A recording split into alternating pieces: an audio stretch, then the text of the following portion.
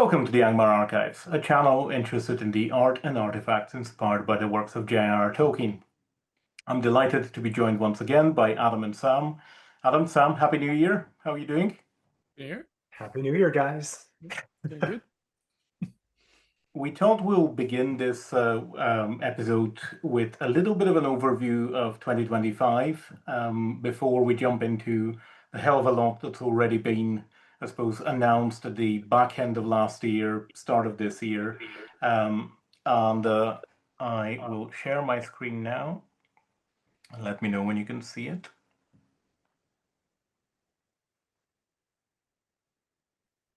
It's coming up. There we go. All good? Yeah. So, 2025 is over. Welcome 2026. And we thought what we might do is have a little bit of a overview of some of the highlights from last year.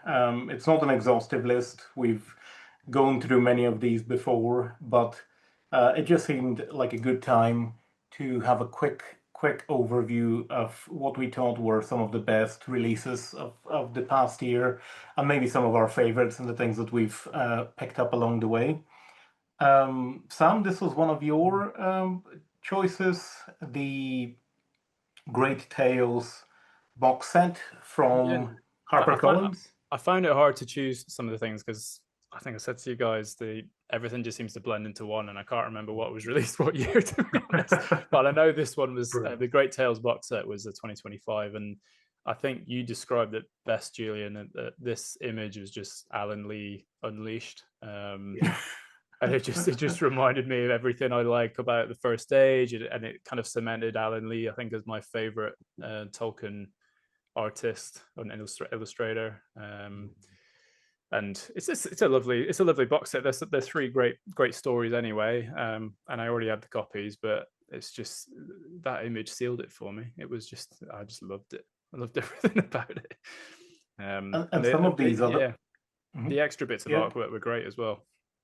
Yes, yeah. This seems to be moving on its own for some reason. Yes, the extra bits of additional illustrations were really surprising. And I mean, Alan Lee has said many times that Christopher wasn't overly keen on depicting things like Melkor or Morgoth. So I do feel there is a little bit of kind of creative release and freedom now that they're doing these with some, I suppose, depictions of some of the moments that I'm sure he has wanted to do for a while. But yeah, it is a great set, and I couldn't recommend it highly enough. You guys are making me want to buy more books. I thought we'll add this one as one of mine, the Barad-dûr painting by Harvey Harrison. I just love this depiction. It is such a great painting, and the composition is so good. The atmosphere is so good, and yeah, I just love it. I know he did a run of prints as well, and they seem to be looking really good. I've got his Isengard print, which is great, but the Barad-dûr just seemed to be such a great piece. Did any of you pick up a print of this, or? I didn't. I did not. I really wanted it, but it was sold out by the time I finally decided to do it. But yeah, I told Harvey, I'm really interested in Barad-dûr. Let me know if that ever happens in the future. It probably won't, and that's okay. But I put the little bug in his ear. Maybe I should do the same because it would just be the perfect complement to the Barad-dûr environment as well. So I think so. Yeah, absolutely. And he's got the colors are just spot on. It's exactly what you want. Yeah. A Barad-dûr kind of image. So yeah. And then jumping from one environment to another, the latest Edoras depiction by Weta Workshop. Sam, you added this one to the list. Yeah, and you've got it. Yes, I do, and it's a really really lovely model. One thing I always ask myself with when we get these kind of environments is like, do I get the same feeling from it as to when I watch the movie? And the answer with this one was yes. Just the small details are just fantastic on it. Would I have wanted the full thing? Probably yes. That would have been nice, but it would have probably reduced the size of Meduseld and some of the other details. So I understand why they did it. And I thought when I got it, I might be disappointed with it because of that for that reason, but I wasn't. So it was okay. Yeah, I'm very happy with it as a purchase, particularly with the artwork as well that I managed to get. So Yeah, complements it nicely. Adam, you picked up Medicine? I did. I did not get the full Edoras piece. I did just pick up the new Metacell, which is just that portion. It's the Golden Hall, and it's really something in person. I really love the little details, the colors all the colors. Like there's like little hints of green and red or burgundy, and along with the wood grain and the gold, and it's really quite lovely. And the smaller version, if you're looking for something that doesn't take up as much space, I think that was a really neat idea by Weta to offer that as well instead of just the full limited edition Edoras. It's a kind of a really interesting idea that it's maybe one of the few locations where you can. Perhaps Rivendell has similar locations where you can do the whole thing, or you can do an individual building, and it would still, I suppose, be as as detailed and as meaningful as the whole piece. Yeah. You can't really do it with the likes of Minas Tirith or Minas Morgul, but unless you're doing a detail rather than an individual building. But I guess they did the um, White True, didn't they? yes, yeah, yeah, yeah. Yeah. Excellent. And then moving from Edoras to the King. Love it. Adam, Very nice. you added Theoden. It's I think a lot of us have been waiting for Weta to do Theoden on Snowmane in that moment, the epic charge of the Rohirrim upon the plains of Pelennor. And this, I know that there were some issues with maybe some pieces with cracked horse legs. Weta was very quick to address that, and I got my new copy here. I know, Julian, you got one as well. You I had did, that yeah. fixed, and now there is no issues whatsoever. This this is one of my favorite Weta pieces, I think, I've ever had. And it's been a few months now since I've had it in my collection. It's not really recency bias anymore. I really genuinely think this piece is excellent. It's really what I wanted. And your mileage may vary, but I think this piece really embodies Theoden just wonderfully. It's beautiful. I couldn't agree more. I got my replacement piece as well, and Weta couldn't be more helpful. And really, I couldn't fault them at all. The piece is tremendous. It is awe-inspiring and it is fantastic. The details are so good. The paint is brilliant, and I love the composition of it. I think it is one of their best. I think Mauro did a fantastic job. Really, really Absolutely. good. Mhm. I don't collect character pieces, but if I was gonna get one, it would be one like like the Theoden. Well, Yes, Theoden, yeah. yes. Yeah, so well done. Well, from one horse rider to another, I had to add the Grim Press editions of the Fionnevar Tapestry by Guy Gavriel Kay and illustrated by Julien Delval. They are about to land, and I'm about to receive them on Tuesday. And I have to say, this is one of the cases where people say don't judge a book by its cover, but when the cover is so good, it Oh, made me yeah. read Fionnevar, and I've read 11 Guy K books since, and I can't stop. So huge thanks to Julian Delval, huge thanks to Grim Oak Press, huge thanks to Guy Kay, of course, above all.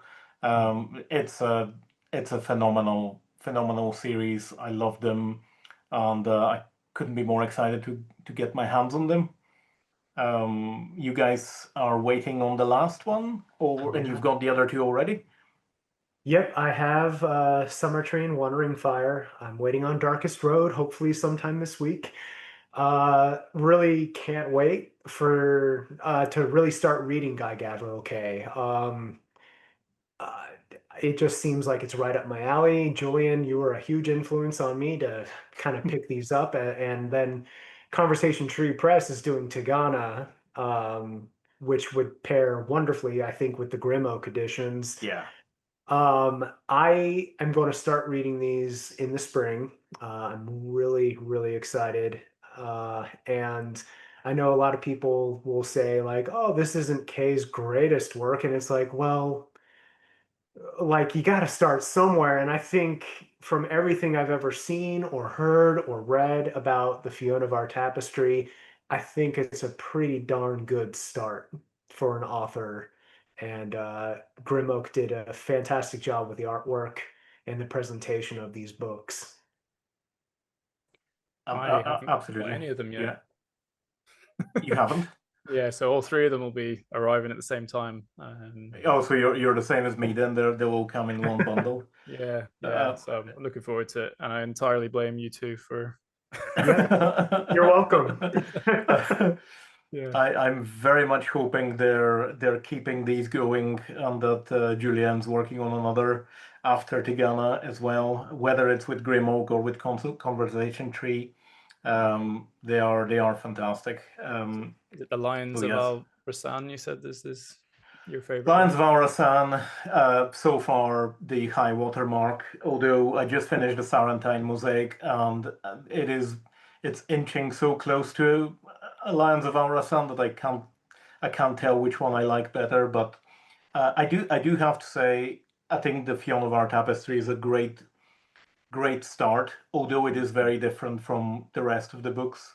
Sure. It's a really good transition from the high fantasy to a portal fantasy to then the kind of historic fiction turn to the fantastic of the later books. So I would definitely recommend starting with Fionavar. I have a question.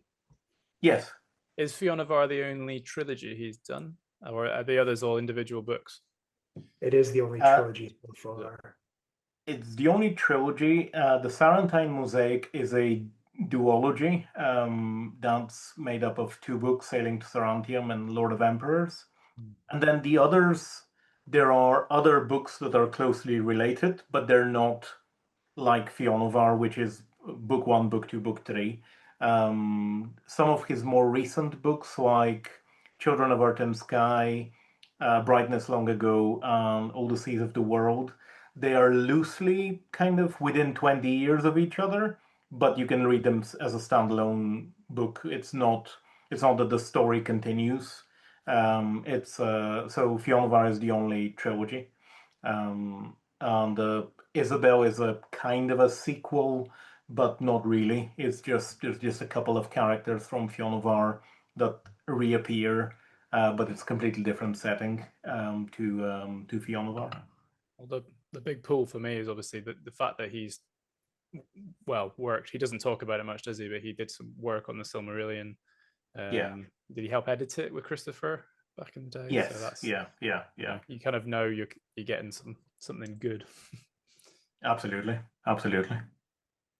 And Adam, you added this one to the list, sticking with Grimoak for the time being.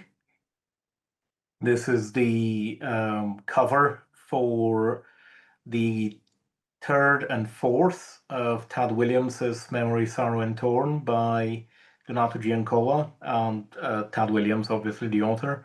And it is a phenomenal piece, another incredible painting. Grimoak seems to be working with some of the best artists really out there. I'm currently on book two, but you've just finished them. Oh, we lost Adam. Have we lost Adam? Well, he'll need to get back. He's gone to read the book. I guess so. Did he lose? Did he lose connection? Perhaps. I was about to Well, say, don't you go yeah. start trying to convince me to get another series. I see the image. I was like, oh, this looks good as well. They are good. They're proper kind of high fantasy, epic fantasy, but also have their own twist. They have their own angle. They're not, one of those slightly derivative books that maybe came in the 80s. Yeah. It is really, really good. So far, I'm halfway through the Stone of Farewell, or 70%, and I'm really quite enjoying it. Nice.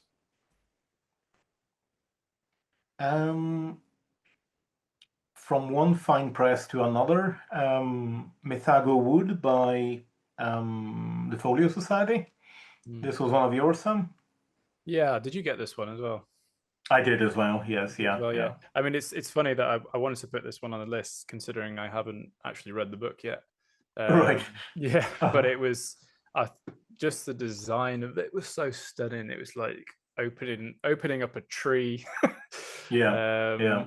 And yeah, I absolutely, and I can't wait to get into it because it's also illustrated by John Howe. So you kind of got the Lord of the Rings, he kind of ties in there, but the idea of it, this kind of mythological forest, it sounds very, very kind of British in its origins, and I like the sound of it. It's It's based in really, I really think the good. forest is based in Herefordshire. So Yeah. it's yeah, and I'm very much looking forward to reading it. Just because of how the book looks, it's going to be the next thing I read when I'm done with my Brilliant. current read. So yeah, I thought I'd add this one to the list. It is a gorgeous edition. I haven't read it as well, but I did read it last year, and it is fantastic. It's very different from certainly not quite what I expected, but it is really good, and John's illustrations are phenomenal as you'd expect. And I think he knew Robert Holstock. I think they were friends, so. There's a quite a lovely introduction by John at the start of it, and the quality of the production of the book is just beautiful, and the story is properly gripping, I have to say. The If you're a fan of audiobooks, I was listening to it while reading it as well, which is something I quite like doing. And the audiobook is really, really good. It's the same voice actor who did Patrick Rothfuss's Name of the Wind and Wise Man's Fear. Rupert Rupert Dega, and it is fantastic. And, just while I'm on audiobooks before it escapes my mind, if you like listening to an audiobook whilst reading, I couldn't recommend highly enough the Fionn audiobooks by Simon Vance. They are fantastic. It's a really, really good way of getting into the books. That might be how I do it then with Fiona Bar. Then the next one is one of Adam's, but he still hasn't reappeared. This was the Black Rider by Alvaro Jimenez for Sideshow, which is a gorgeous, gorgeous print. I was very, very, very tempted by this one. Mm-hmm. It's such a memorable scene, and the details, just the detail, the small details on it, the horse, the injuries on the horse, the leaves almost falling, around the Black Rider. It's just, yeah. I'm jealous that Adams picked this one up, and I didn't. Yeah, it's. I wonder if it's still available. I haven't checked the Sideshow website, but perhaps it is. I think there was there only 20 or, being sold, or was it the limited edition? Yeah, I from what I recall, it was a small amount, unless that was only a limited edition in a certain size. but Adam will probably know best. Ah, here he is. There he is. Welcome back. You guys can hear me okay? My Yeah. computer Yes. decided it wanted to restart in the middle of all of this. I apologize. That's okay. No worries. We were just chatting about your one of your items on the list, the Great Black Rider print by Sideshow. Alvaro, I'd like to say Jimenez. Yeah, It's Alvaro Jimenez. Yeah. Oh, I love this. This was one of the great perks of the year for me as far as pickups. I think I saw it in passing, like Sideshow had something on their website, and I was like, oh, that's kind of cool. And didn't think much of it until I saw someone else with it, and I was like, oh yeah, this looks amazing. And um I this is such an iconic scene. I think Alvaro, I'm sorry if I pronounced your name wrong. You did such an incredible job. The hobbits, they look terrific. The Black Rider is so imposing. He looks bigger than he really, like maybe in real life he's not quite this big, but the way he's portrayed this Black Rider is just so epic. And the textures, the paint, it all looks so good. brilliant. And then one which I think we all added to the list was the classic series Boromir with the Horn of Gondor by Weta, sculpted by Jason Jang. I'm still waiting on mine. Adam, you've got it, but it Yeah. is to me it was the best statue released last year from Weta. Mhm. I agree. I think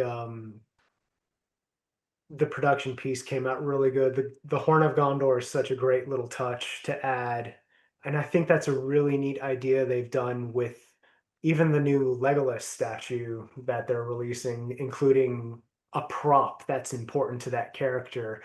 But Boromir here, the likeness looks really very good, in my opinion. I know maybe some collectors might disagree.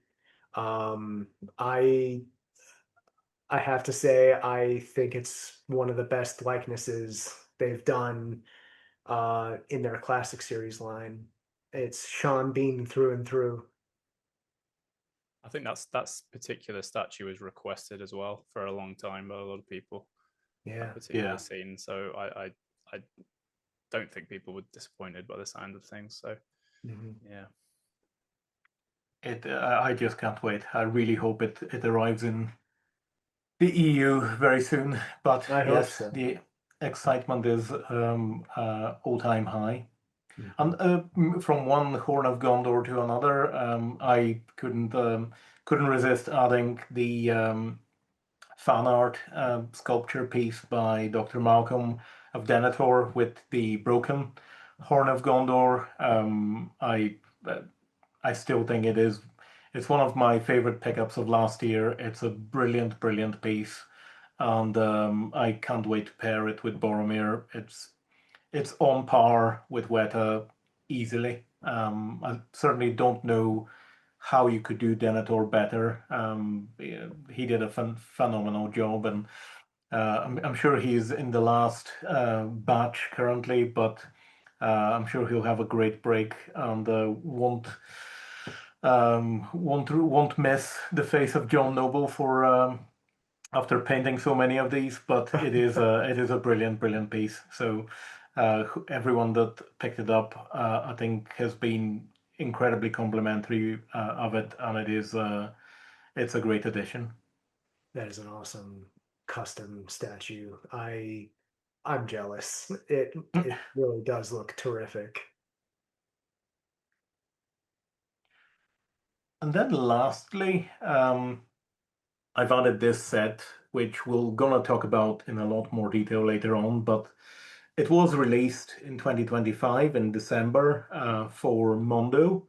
It is the Lord of the Rings trilogy by Riccardo Federici, and I dare I say, I think it is one of the best poster sets, painting sets ever produced in the last 25 years by any artist. I think they are absolutely phenomenal, and Ricardo is, to my eyes, one of the best artists working in the industry.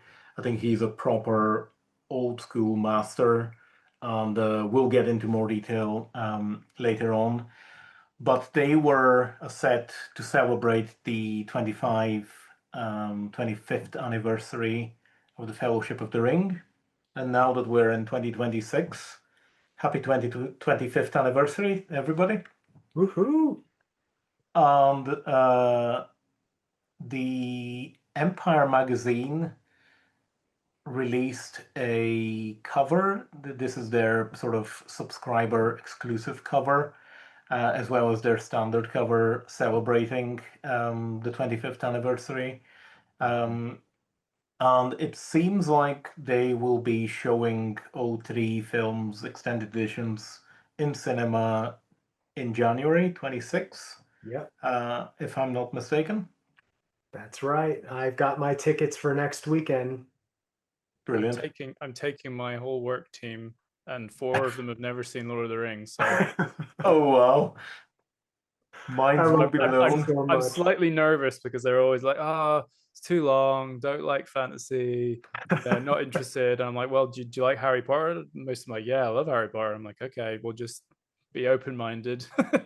Be open-minded. Yeah, I'm trying not to Mhm. give too much away, but yeah, I'm very excited for them to see it. I mean, it is an interesting thing that there is now, I suppose, I mean, I guess they've always been, but there is now generations of folks who haven't grown up with these. They just didn't, they came out before they were probably even born. Sure. And it is slightly mind-boggling to me because it's such a fundamental kind of childhood memory and early youth memory that I can't really. I mean, they're so lucky to see it for the first time in the Yeah. cinema. That'll be extraordinary. Two of them Yeah. are older than me, and one of them's the same age, so it's Goodness, right? blows my mind even Like, what are you more. waiting for? Yeah. What have they been doing with their This lives? is one, not even just like fantasy. Like, this is one of Yeah, the greatest film Yeah. trilogies, objectively, I would say, And ever. they all like, they were going on about, Interstellar, all the Christopher Nolan films, how amazing they are. And I'm like, how have Sure. you never watched Lord of the Rings? It's just, I think a lot of people get preconceived ideas because something when it's so massive and so popular, yeah. it can be intimidating for people, especially when they Sure. hear it, see how long it is. But yeah, I mean, I remember when watching them, and it's the time just it flies by. You're like, is that it? Completely. Is it done already? Like, Yeah. was that 3 hours? Indeed. So Yeah. yeah. I But I this it, particular announcement, I was slightly, I thought there was going to be something something big. But it's really cool. Like, it's really cool. But Mhm. I was hoping Peter Jackson was going to announce all the deleted scenes are going to be included in a new release. I really don't think we're going to see that ever. Probably not. No, I don't think so. Yeah.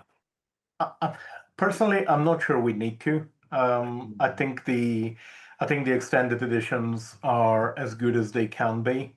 I'm not sure that having another few scenes would make a material difference. No, certainly not to the And quality anyway. Yeah. exactly, and a lot of these, I suppose, a bit like the books. There are all these tales left untold, and maybe we can think about them as scenes left untold, Mm. um, which some of them maybe appear in the appendices of the DVDs or of the Blu-rays, and Yeah. it is a.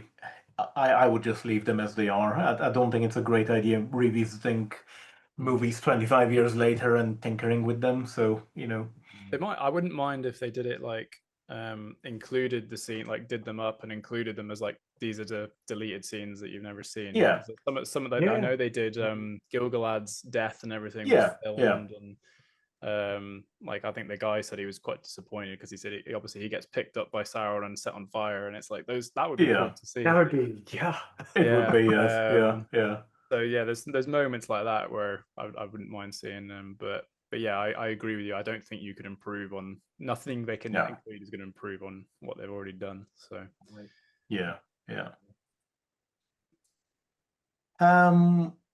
So continuing on with the celebrations for the 25th, this was a print by Jerry Vanderstelt, friend of the show, of course. Really wonderful new piece. I was reading that it took him 4 months to paint, which is remarkable. But with the scale of these pieces, the amount of detail that he goes into, I'm not surprised. And I hope it does really well for him. I think it is one of his very atmospheric pieces. And there's so many lovely details in it that it is very tempting, though I am completely out of space, and it's unlikely that I'll be picking it up. I'm tempted. I already have his original Rivendell piece, Yeah, but this is incredible, and I love Aragorn and Arwen on the bridge. yeah, I haven't got any of his work yet, and this one is I'm really tempted to get this one. Do it, Sam. Yeah. Do it for all of us. I think you should. I think with your environments, this is one of those that will pair so nicely with the environment as well. Absolutely. Yeah. It's so nice, and he also has, I think, 2 or 3 sizes, so it doesn't have to be massive. You can get the slightly more reasonably sized scale if that helps. A very nice piece. Um, there it is at the bridge of Rivendell. I hope rekindled. Oh, it's beautiful.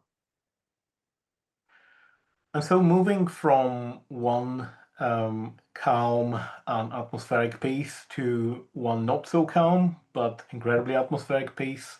This is the first of the 3 Riccardo Federici pieces for Mondo for the Lord of the Rings trilogy. And I have to say, I think these are some of the best pieces I've ever seen by any artist, really, in the last 25 years. I think what he's done is both clearly so, I suppose, respectful to the film trilogy and the designs in the trilogy, but also feels fresh and it's his own take and it's his own compositions. They're not emulating a particular scene or something like that. They are really new, and I think what he's done with each of them is phenomenal. The Ents sieging Isengard is just incredible. I love the way that he's set the camera in all 3, that we're quite low and at eye level, probably even lower than eye level. It's almost like you're a fallen orc here with this eye level, so you're really in the midst of the battle. The same way with Isildur in the first one, we're behind him, and you have these towering presences in all 3. Again, here with the fallen Theoden and Snowmane in the background, Elvin rushing in, and the Fell Beast and the Witch King, again, another monumental, towering, certainly larger than the depiction in the movies, but still feels of the same world and um, of the same narrative, really. And I couldn't be more excited to receive these. They came out in December, and I think they're going to be released in May. This one was timed limited edition, so there was they were limited by the amount of orders within a set period. And then there was a second set, which was a limited edition of, I would like to say, 90, which was the original pencil drawings underpaint for the, I suppose, underpainting. And I love these as well. Some of them I even love more than the painted version, particularly the Witch King and Elvin. I think is phenomenal, and the Ents in Isengard as well. But what do you guys think? Did you pick up any of those, or what's your impression? I haven't, but I mean, they've got a, and I don't know. This is just after we met David Wenzel the other week. They have a real graphic novel quality to them that I really like. Yes. And like you said, that makes them highly original. But then at the same time, he's captured the essence and majesty of the movies. And what's amazing about them is that they're all almost action sequences and moments in the films where something's about to happen. And Yes. yeah, I really like them. I don't think I'll pick them up, but I can absolutely see why you will be getting them. Yeah, I think they're terrific. I don't think I'll pick them up myself either, but I definitely see like everything you've kind of. I agree. It's some of the best. It's not slavish in the way it's depicting moments from the film. It's like this is the film, but with the book kind of twist thrown in there. They it's like his own creation in a way that's inspired by what he saw with the films. They're wonderful. I love the composition. I love the way that we are low to the ground and we're looking up at these huge figures. They're very, very well done. Absolutely, and just Simon, picking up on your point about the graphic novel, Ricardo is, I think, one of the best, in my opinion, probably the best graphic novel artist working. He works for DC and many others, but that's his bread and butter. But yes, I think Adam, to your point, I think that's what's really amazing to me, that they are not slavish to the, they're not trying to represent a particular screenshot, so to speak, a particular moment, from a scene. They are their own original thing. And I was just looking at the Sauron and Isildur one, and the amazing mirroring that Isildur's pose mirrors Sauron with their hands and the positions of their torso and their weapons. There's an amazing kind of not only compositional, but I suppose exactly. There's a kind of a symmetry in it, but it's not it's in a plane that's in the middle of the painting, which is quite unusual. I haven't really seen that done. I can't think of another painting that I've seen done like this. I think the first one is my favorite of the painted versions. I think the last one, the Witch King and Elwyn, is my favorite of the pencil versions. Maybe that's just because I'm a little bit biased towards Sauron and the Witch King, but there is, I cannot wait to have these, and they are also monumental in scale. They're 90 centimeters by 60 centimeters, so short of my door, I don't really have anywhere else I can put one of these at this point. So I can't wait for them to arrive. We just have some of the close-ups of the pencil work on those three. I just love the way that he conveys so much information and so much character with his line weights, and even the way that the mace in the early sketch is, you could feel the distance by having the reduced amount of detail, the lighter touch of the pencil.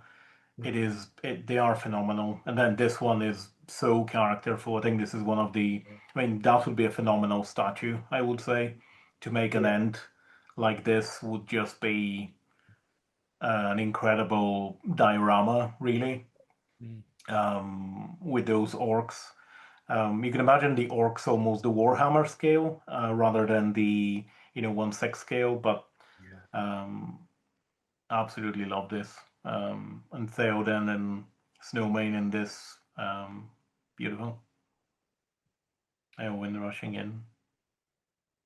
That's amazing. I could just sit and look at these for hours. I can't wait to inspect them and look at them in detail. Mhm. Keep catching extra little bits of detail in them. Yeah.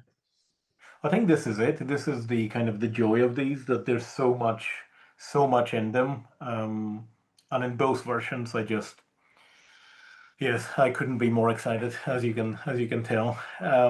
Yeah. I love So it. moving from one set of huge prints to the much smaller A5 scale of the art cards that Weta has been releasing. This is one that was released in 25, but we didn't get a chance to talk about. Mhm. This is Pippin, and that was followed by Arwen. Was it the start of this year or was it end of last year? I'm forgetting now.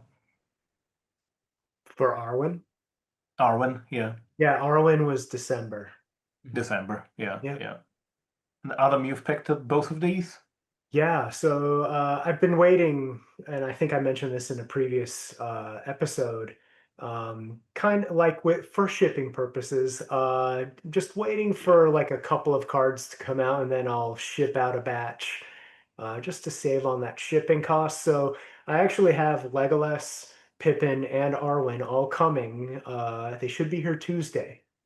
So Brilliant. I'm really excited. I've been loving Iona's work, and I just can't wait to see the characters that come next. These are really lovely. Arwen, I think so far, out of those three, Legolas, Pippin, and Arwen, she looks terrific to me. I think she's my favorite out of the three that I'm getting here. So can't wait to see more.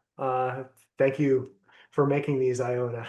So I think the Arwen one's the best one she's done so far. mm, Yeah, I agree. Yeah, amazing. yeah. Yeah. She's captured everything you'd want in that image. yeah, And I just noticed the mushrooms on the Pippin one as well. I hadn't noticed I that did too. before. I was Yes. like, what's in his circle? Yeah, Yeah, I was like, mushrooms. "What is that?" I was like, "Oh, it's mushrooms." I love it. It's the so the Pippin whimsical. one, it is, and there's something in the kind of Tales of the Shire um, aesthetic to it as well, which is quite charming. And the I suppose relaxed pose with the pipe is very very cozy. It's probably the coziest of them all. Um, it slightly threw me that the crop was different. That Mhm. this one had the whole body rather than a kind of just the torso. But it does work, and I think it will still fit in nicely within the set. I'm interested to see the kind of orangey, warmer gold or gilding that will be on this one. How it compares with the rest, but I would agree. I think the Arwen is actually the best of all of them so far. I wonder if she's going to do, which I imagine they will obviously do ones for each film for each character. So I can Mhm. imagine I like hope so. the Yeah. Pippin one, and Mhm. I obviously the hope Two so. Towers one a bit different, and then Return of the King, you might even be in his Gondorian setup, which would be That'd be kind cool. of nice Yeah. continuation. That'll be great. Yeah, yeah. So moving on from the art cards, I thought we'll just touch briefly on the second poll, which we discussed in our last episode, but we had not received the percentages of who got what, and we haven't received the follow-up poll of the poses. So we knew the Numenorian soldier won, but we now have the four poses, and we also have a winner, which was I think number 3 from memory. But anyway, it's this bottom left one. What did you guys think of the poses for the Numenorian? could have been more varied, couldn't they? But yeah, you go, Adam. I can I'm sorry, Sam. Go ahead. If I'm No, cutting you go. You go. Honestly. I was a little disappointed that it was even the Numenorian soldier in the first place, but I think I'm in the minority, so I'll leave that at that. But as far as poses, like I see what they're going for. I mean, what pose would you want other than him standing straight up with a sword in his hand? But it's tough. I see why 3 won. I think I voted 3, just because you get the full image of the soldier. Yeah. And it's not going to take up tons of space, no matter which Yeah. way you have it on your shelf. I think 3 matches better with other models. Yeah. Yeah. That's probably It'll pair quite nicely with the Elendil, I think, which was probably my primary reason to pick it. I don't think it's the best pose, but it's probably the most sensible pose for composing it with other existing pieces. Exactly. I think 2 and 4, they're essentially the same pose with a switch out hand. Everything but the right hand is identical. But 4 hides the face, which seems odd. And 2, whilst is quite interesting, it's a bit of a space hogger. So I think 3 was the most sensible, but I can't help but feel a little bit underwhelmed by these. I was hoping for a banner or for a spear or something a bit more, and perhaps it will come with the actual piece, but I was thinking the same. I think they should have yeah, given. They were giving 4 options. They should have given the option of the. What I remember from the movies is always the bow with that shot, yeah, and then a spear, like you said, maybe the shield, and then the banner, like an option with the banner, because I think that would have been quite popular. And then you could give one option with the sword and shield, and then see which one people. Yeah, yeah, a banner would have been nice for sure. yeah, yeah. Agreed. I guess these ones are probably quite far from the actual, sculpting and posing.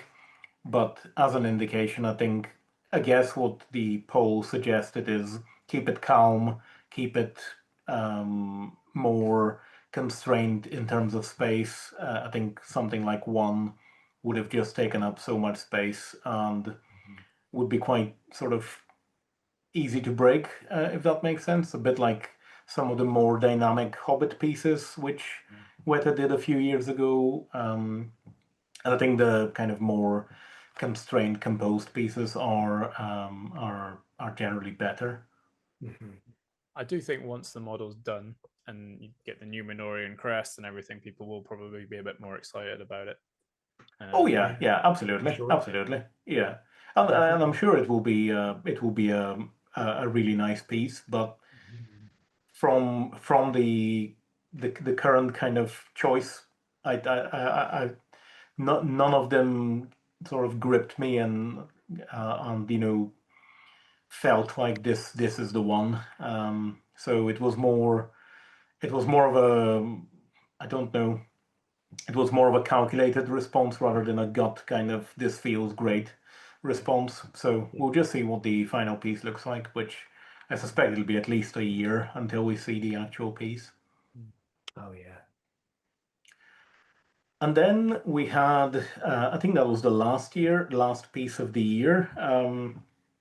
We were chatting about the miniature series line last time, and by chance, this was the first one I think Sam you brought up as a potential contender, and lo and behold, the bearded Olog was revealed. It's I think it's great. I'm excited to pick it up, but I'm in no rush. At the same time, I think another one of Jason's pieces, and I think he's done a really nice job. Yeah, I'm with you. When I saw that, I was like, "Oh, that's a nice surprise." I had no idea Yeah, this was even going to come. And I'm here for it. I think it looks great. I would love this little troll to add to my collection, especially by the Black Gate. I think Yeah, that'd be exactly. terrific. Yeah. I love it. More trolls, more mini trolls, more mini creatures. I'm all in. But I'm in no rush, like you, Julian. Yeah. Yeah. I'll I'm not definitely pick sure. it up. Just give it a bit of time. I wanted to ask what you guys thought of the fact that he's dual wielding. I don't know if I would have preferred it if he just had the same weapon he had in the movie rather than having the extra one in the other hand. But I mean, I wonder if they'll give an option to kind of keep that or not, but probably not. Yeah. Probably not. Yeah, I don't I know. mean, I know what you mean. I kind of, I think it's fine. It's a slightly tricky one in that, I mean, famously that troll was initially Sauron, Yeah, um, before they, got a hold of their senses and figured out, let's not bring Sauron out to fight Aragorn at the Black Gate. So I guess we don't. I can't think of a scene where you see whether he wields something else in his other arm, or maybe there is, but I guess for a statue, it's a slightly odd thing if it doesn't do anything with his other arm. The old sideshow piece, I think that had a dead Gondorian soldier and a sword, so maybe this one they just thought, right, we'll give him a mace of some sort. Um, he's pretty cool. I must admit, the I hadn't clocked the beard before the statue was released, and the I had to go back to the movies and just look at the scene, and he indeed has a beard. But yeah, a troll with a beard was a bit of a revelation when this was revealed. Maybe it's the lighter tone that I just hadn't spotted, but it is, as we saw in the screenshot earlier. I think we've seen, at the very least, concept art of trolls with beards, Oh but yeah, yeah, trying to think of in the movie, I'm sure we have. I feel like that's something that's been around. But yeah, I don't remember this particular troll having a beard, but Yeah. it's kind of fun, gives it some character. It's a yeah, wise old troll. yeah, Yeah, yeah. wise troll. Well, certainly John Howe's concept sketches have lots of trolls with beards, and I think the one in the War of the Rohirrim had a proper beard, Yeah. which was really cool. Mhm. That would be a great one to do. I don't know whether they would even consider doing a War of the Rohirrim miniature creature, but I think it'll be a great one to have that troll, as well Agreed. as a proper full Helm Hammerhand 6 scale. But that's another story. Agreed. So from the horrendous to the sublime, one might think, here's the new classic series of Legolas. Um, Now this one I have to say I haven't picked up, and I'm not sure that I will. Um, Whilst I really like the detail of it, and I think the likeness is terrific, and I think all of the paintwork seems beautiful, and the textures and everything about it feels really good. I just struggle with the pose, and I've been looking at it for the last month, and I can't get over it. And I just thought I'll put these two side by side, the Masters Collection version of Legolas and the classic series, because the poses are not that different in some ways.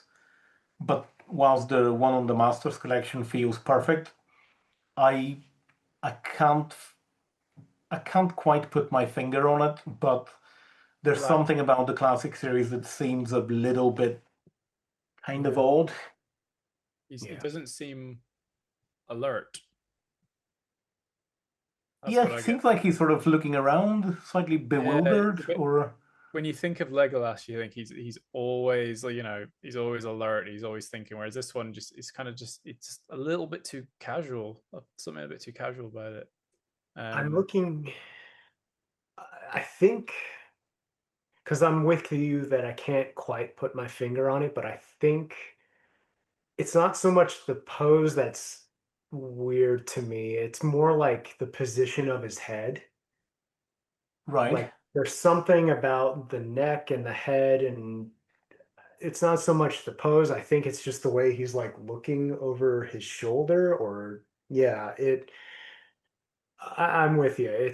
There's something off, and I can't quite figure it out. It's beautifully The sculpted. slight it's beautifully sculpted and everything is Yeah. as you would expect. But there's something about this lean, the kind of back lean, which Mm, I feel a bit kind of uneasy about, particularly in mhm. these angles. Mm. And from the back, it sort of feels like he's just wandered into I don't know, into a clearing and kind of doesn't quite know what's going on. Yeah, I don't know what it is, but the detail is terrific. it is. Um, Yeah. Here's some of the Yeah, close-ups. I think the head is kind of weird on this one. Just the position of it, his expression, the looking around, it's a bit odd, but everything else looks great. The details Yeah. look Mhm. really nice. And I do like the way that he sort of is standing on his toes rather than kind of there's a sort of an alertness to it, but it also adds to the slightly odd pose. I don't know. I don't know what it is. Perhaps in person it feels different, but from Yeah, the images, I don't think I'll be picking this one up, unfortunately. no. But it comes with a wonderful little addition, the free gift, similar to the Horn of Gondor that Boromir comes with. And they seem to have doubled the amount of pieces that get that from 400 to 800. The Is it his throwing knives or Yeah, his He actually fights with them, doesn't he? fighting knives? Yes, yeah. fighting knives. Yeah, They're very nice. They're beautiful. they Another are. little quarter scale kind of addition, which will feel really lovely next to it. Hmm. I love the little engraving details on those and on the blade. Yeah, Yeah. yeah. If you do pick this one up, you definitely want to get it with the additional knives. It just feels like it would be a very nice addition. Hmm. So moving from quarter scale to 1/1 scale, and this Master Swordsmith collection piece, Herogrim, limited edition of 25, and it seems to be so. It will be made under the supervision or kind of under the overarching Master Swordsmith Peter Lyon and his team, Christopher and Orgo. I thought there was a really lovely video that they released about Christopher and Orgo at the end of last year, kind of Yeah. introducing the blacksmiths of Weta and I suppose that their whole journey and team. It just seemed to be a really great little team of people interested in kind of maintaining this, great ancient craft. So I mean, these pieces are way out of my budget, certainly, but I can't help but admire the, craftsmanship of them. This one particularly is, Mm. I think it's exquisite. Yeah. Just the thought process that went into everything, all the designs, and um, it's such a unique look they managed to get for the Rohirrim weapons and Theoden's sword, and Hmm. that scene obviously when he draws his sword is such a memorable moment as well. So Yeah. Yeah, yeah, yeah. I Yeah. mean, you Adding could. this. Go ahead, Julian. I was just gonna say you could. I mean, in a different world, you can imagine this hanging in a museum and feeling just as authentic as any real sword that you would see, from the Middle Ages. It's extraordinary craftsmanship. It has the kind of Anglo-Saxon Sutton Hoo quality to it of the knotwork and the details, the horse heads. I mean, congratulations to everyone getting one of these. And if you do get one, I think the aged kind of finish is definitely the way to go. It sounds like they offer it in both as a clean finish or an aged version, but it just feels like the aged one would be more characterful. Yeah. Do you guys don't collect weaponry in general, the kind of the United Cutlery stuff, or? I have a few United cutlery pieces, but Right, yes, yeah. I would love to add Harrogrim to that collection. I just haven't gotten around to that. Other things have kind of taken that Yeah. position, but I love this sword. It's so phenomenal, and it was only a matter of time before they did this. Harrogrim got this treatment, and I'm glad it's finally getting it. Congrats again to everybody who's getting this. It's not within my price range, but Mm, it's incredible, and I think you'll be very happy. absolutely.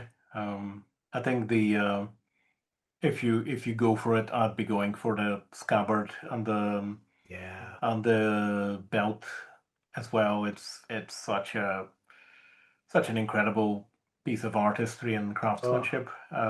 It's that looks just so exquisite. good. So from one belt buckle to another, this is the 1/3 scale Aragorn by Queen Studios, which Adam, you pre-ordered Yeah, this so week. this is starting to ship. They announced it, I think, in 2024 towards the end there. And I knew it was coming, but I was like, that's great. I don't know if I really need a third scale Aragorn. And a year went by, and I was still like, I saw it again, and I saw that Queen Studios at the end, I think it was after Christmas, they released a video of their unboxing, which usually means that it's beginning to ship. They have their production pieces available. And I, I saw that video and I was like, ooh, maybe. And I remember messaging you guys saying I might be doing a bad thing. But I held off. And then I saw someone who actually got it. It wasn't Queen Studios. Someone actually got it and they unboxed it and they were showing it off. And I was like, that looks great. If this is the production piece, I'm in. And so I pre-ordered it from an American retailer and I'm just kind of waiting. It shouldn't be too long. I don't know, maybe in like a month or so. It depends on the shipping and how fast they get their product in from Queen Studios, which is in China. So this looks great. I think this is the best Aragorn statue I've ever seen from Weta, from anybody else. They have the likeness of Viggo Mortensen pretty much down, I'd say. I'm sure someone could point out, like, I don't know, his stubble is weird. Um, I'm sure someone will say something that, it's all in the eye of the beholder. I'm not Yes, trying to yeah. belittle anybody, but I think this one, and especially with the production images that have been released thus far, um, I think they knocked it out of the park. I think Queen Studios did a great job. Yeah, I agree. It's the Yeah, best yeah. likeness, definitely. Yeah, because we spoke about that in other videos with other models as well. So um, that Vigo is hard to do. I just think they got it Absolutely. spot on. It's almost uncanny. It is remarkable. I think they've done a phenomenal job.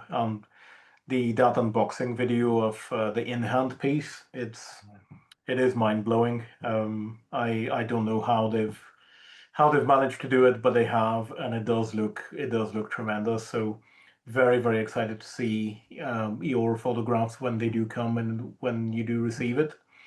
I'll Um, definitely be taking a lot of pictures. And another thing, the I know some people are, it depends on whether you prefer sculpted or mixed media. I think the mixed media on this piece really, it has a nice drape to it. It doesn't hmm, feel like it's a doll, and I hmm, feel like that's a risk with mixed media pieces. And yeah. I think Queen Studios, they've done really great work in the past with some mixed media, and I think they do a really good job of drapery of like cloaks and robes and all sorts of stuff. So this looks pretty good. I'm really excited for it to come into my collection. Well, in terms of mixed media, what this is a question, as I don't really have anything in mixed media apart from the cape on the Uman Studio Witch King. I don't have anything else. So I'm just thinking about maintenance, and is that something that requires a particular way of cleaning it or dusting it or protecting it? Is it Yeah, recommended to be under glass or? I so I think a lot of collectors would say, I mean, I know collectors that will put certain pieces under glass. I'm not one Yeah, of them. I yeah, prefer to have like a direct access to the art, yeah, as it were. yeah. But for me, when I dust, and in the past, when I've had pieces that are mixed media, I used to be a hot toy collector, and those Hmm. are mixed media type things. And I would use like compressed air to kind of Hmm. help Hmm. make sure you nothing blows off and something breaks. You just got to be careful. But I have like little tiny like makeup brushes Yeah, yeah. to kind of help get into the nooks and crannies. That helps get rid of a lot of it. Compressed air helps a lot. Be gentle, of Yeah. course, with your expensive collectibles, but I find that helps me, and I haven't Hmm. really had too many issues. Excellent. That's good to know. I've not really had any experience of it, so Yeah, that's one of the benefits of sculpted pieces where you can, exactly with the makeup brushes that you mentioned, they're really, really good to yeah. pick up off the dust. So very, very exciting. I hope they continue the line. I think this is a really, really strong entry in the 1/3 scale ranges of companies producing them. We've seen the Infinity, and I think J&D did one as well. I think this one is the definitely the best so far. So hopefully they do more. I think Adam, you mentioned they've done or they previously revealed a Gandalf piece, but it hasn't released yet. Nope, it's not available yet for pre-order, but it's coming soon. But they Hmm. have shown off that they are doing Gandalf, Hmm. um, and he looks great. I've seen some photos where they threw his hat on and it wasn't quite perched on his head properly. Right. It's obviously a piece that you can futz around with. Yeah. Hair, there's a lot of hair there, but I think they do a good job of making it manageable to your Hmm. taste. Hmm. Um, but yeah, Gandalf, that I think looks really, really great, and I am anxiously waiting the pre-order for that one. Excellent. And what sort of edition sizes are these in? Oh gosh, I don't remember. It's not A a few very hundred. large edition size. Yeah, it'll be in the hundreds, I imagine. Yeah, I don't remember exactly what it was. So, but I'm sure if you look on Queen Studios website, they might have that information. I'm not really sure. Yeah, yeah. I think third scale is probably the biggest I would ever consider. Same. Unless you're doing one scale, prop or something. I think half scale is the weirdest of all scales. Third scale still feels like it's a piece on a shelf. Half scale is a, hobbit in Yeah. costume. So, Time to pay them rent. yes, yeah. um, very, very exciting by Queen Studios. I think they had done the Balrog head, that ginormous Yeah. 2 meter tall head, and this is the Aragorn piece is their follow up. I suppose it's not. They haven't released anything else. Nope, not in Lord of the Rings. Yeah, yeah. But it's really exciting. I think they've been talking about it forever. And it's nice Hmm. to see that they're slowly but surely getting that in. And I Yeah, guess slow yeah. is good because they're not cheap. No, So, no, no. And yeah, this one is from 2024. Just as a caveat, those photographs are not the final official, promotional photographs. This is one from a couple of years ago now. So I'm sure whenever they do put it up for pre-order, it will be better and I suppose closer to the Aragorn piece. So we'll watch this space definitely. mhm. And then there's just a couple of things I thought we might touch on. This is the latest in the Myths and Legends box set. Something to look forward to in May 2026. This is box set 2 by HarperCollins, the follow-up from the one of the sets which was in the Christopher Tolkien kind of collection, if I'm not mistaken. Mhm. But this seems to be bringing some really interesting books in one new edition with a slipcase. And as far as I understand, the Old English Exodus in particular is one which is notoriously difficult and expensive to get a copy of. Yeah. So this is finally going to bring a affordable new hardcover edition of this.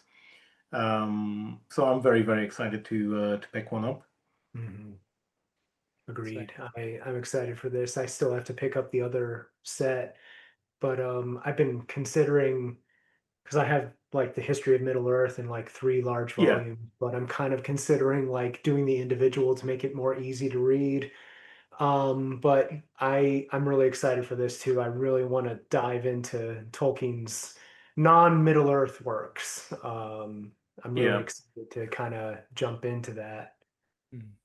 I think a lot of people have been wanting nice editions of some of these books, like particularly Finn and Hengest and The Lay of True and True. So it's yeah, I'm excited to pick this one up. And like you said, Julian, the Old English Exodus, yeah, notoriously Yeah. difficult for people to get hold of. So I think this is a really nice and I have to say unexpected yeah. release. Now all they need to do is some nice Dulux slipcase versions of some of these three as well. We can add those to that collection. Oh no. Yeah. Excellent. Well, finishing off with Myths and Legends, I thought we'll maybe just have a quick look at the latest Ted Naismith piece, which he shared on his Facebook page. This is one of the private commission pieces that he does, and this is Aqualonde Mhm. revisited. I think he did um, a painting of Aqualonde in 2004, which was a much more kind of close-up, dynamic action painting. This is more of a calmer, atmospheric, I suppose, city in the good days. And I've just included his comments about I suppose, the idea about the painting, what he wanted to depict, the stone arch, the sheltered harbor, the elegant swan ships. Um, I love the way he's thinking about sunlight and the light of the trees, and Yeah. that the elves would likely have developed artificial light with the kind of pinky, orangey, warm tones of the city. Mhm. Um, I mean, he is brilliant at landscapes, and I think this is a really lovely piece. Agreed. I want this framed so bad.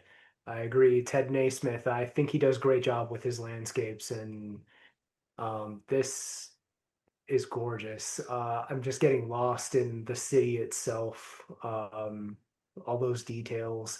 The colors are so it's so fairy. Yeah, yeah, It's yeah. it's wonderful, and but it has all the epicness of Tolkien's elves, Yeah. and I think this is really special. The ships look so elegantly done as well. Yeah. And I love in the city you can just see up onto the cliff edge. There's little tiny buildings up into the cliffs as well, and you wonder, what those are. And yeah, this just gets your imagination running. Yeah, I think it's one of those that he, with his landscapes, he leaves them more open, and I think this one feels like that. I think that's a really nice point that it is very fairy-like, and it is gorgeous, very exciting. Um, some of these private commission pieces that he does, you do wonder, would they eventually find themselves someday in some edition? I yeah, very much hope so. I think we're well overdue a Ted Naismith monograph of all his paintings in a kind of large coffee table sized book. As much as I like the illustrated editions, I think you always want a slightly bigger, yeah, format to see those paintings. So I thought this would be a nice piece to end the presentation. yeah. Um, very exciting year ahead, I think. So many interesting things that have been announced and are now coming out, and I'm sure there'll be plenty of new things that haven't been announced yet that will be revealed this year. But what are you guys most looking forward to in the next quarter, I suppose? Go ahead, Sam.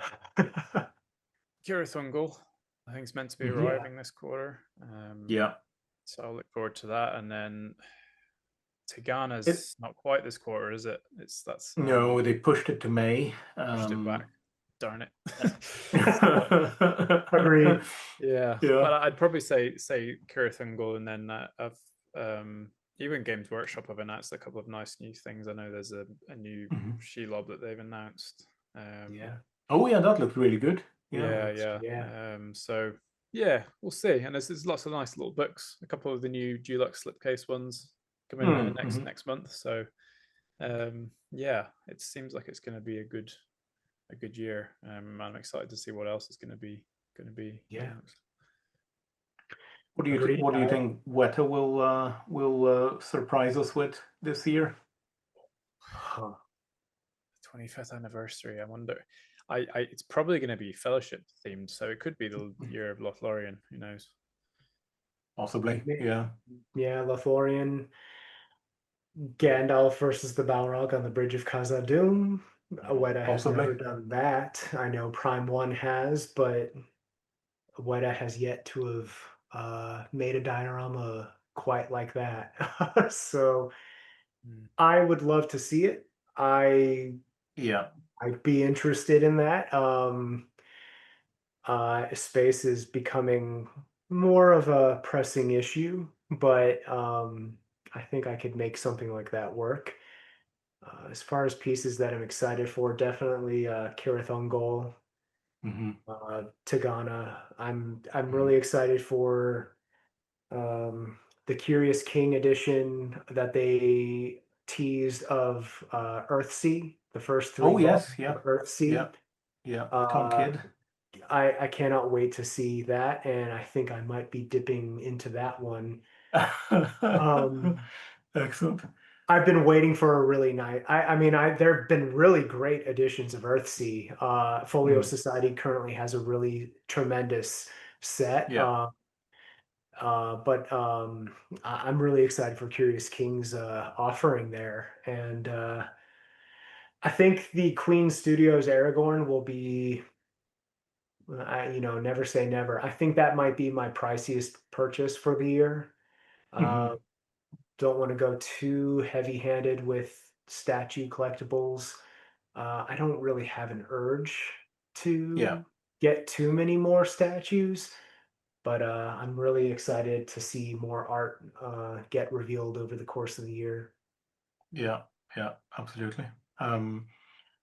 Yeah, I think the picking up on the Balrog and Gandalf diorama, I think that would be a really, really interesting piece to see what Weta does. And I think in general, if Weta decided to do dioramas as a line, I think that would be a really interesting thing to consider because you can get, some of these bigger scenes Yeah, much more fleshed out in a space that is, I suppose, more manageable, perhaps not at the 1/30th scale that they were looking at in The Hobbit and the kind of Dol Guldur diorama, right. but I'd certainly be interested in something in the kind of 110 to 111 scale that they're doing the miniature series. I think that would be a really interesting thing if they were to consider it. Agreed. I don't know what scale the Prime 1 Balrog versus Gandalf is, or is I it not the can't scale remember in what that general? was. Yeah. Yeah, it was like Um, one. I think I want to say that was 1/10 ish, Something like that. Yeah, something like yeah. that. I think that would be really interesting. And I mean, with the Syzygy Forge announcements of Yeah. wall reliefs and environments and, God knows what else. And I'm very, very excited to see what they bring to the table. I think we're in for a really interesting year ahead. Yeah. Similarly, I'm waiting on Tigana in May. Kyrgyz goal. I think that's Q1, so that should be sometime in the next few months. Yeah. And the Skull of Smaug, I'm also waiting on, Yeah. which Yeah. is Waiting on that one. I'm quite excited for that. But I do wonder what will be the next thing that is kind of coming. The We haven't really seen much from some of the other studios recently. Mhm. That humongous tree beard that Prime One teased. I don't know how anybody would have space for that, but if they do and they want it, good luck. Very bless. That's It I'm being sure that it'll it's be. Prime One, it might take some time. Yeah, yeah, So I suspect it will. I just suspect brace it will. yourself. Yeah. Very curious to see what Folio does this year, and we're approaching the 50th anniversary of the Silmarillion in next year, 2027. So I'm wondering whether Folio will announce the final of their kind of recent limited edition leather-bound, Yeah. sets. That would Alan be, Lee. I think, that Alan Lee, please, please, please, please, Alan Lee. Yeah. As We need much the as I like Silmarillion to match Ted's. those other books.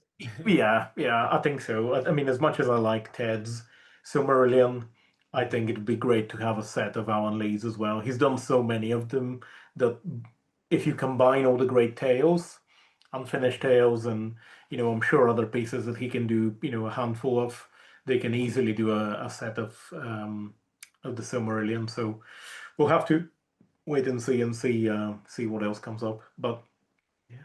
very exciting year ahead. Very excited year for the channel. I think there will be some really interesting guests that we will be having in the coming months. But more on that as and when the dates are finalized. But we already have a couple that are really, really interesting, and I'm excited to share more once we get to that point.